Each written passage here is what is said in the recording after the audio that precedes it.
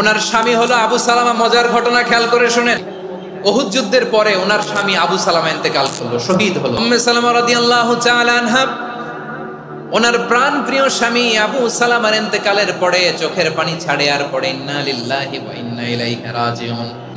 যেহেতু বিশ্বনবী বলেছেন কেউ যদি বিপদের প্রথম ধাক্কায় পড়ে ইন্না লিল্লাহি ওয়া ইন্না ইলাইহি রাজিউন, আল্লাহুম্মা আজুরনি ফি মুসিবাতি ওয়া আখলুফ লি খায়রাম মিনহা, তাহলে এই বিপদে যে সে যা হারালো তার চেয়ে শ্রেষ্ঠ কিছু দিয়ে আল্লাহ তার বদল দিয়ে দিবে।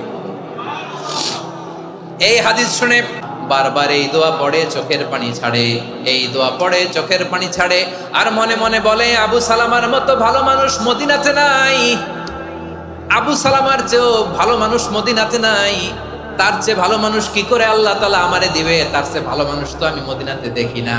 কি আজীব তামাশা, কি অবাক করা ঘটনা।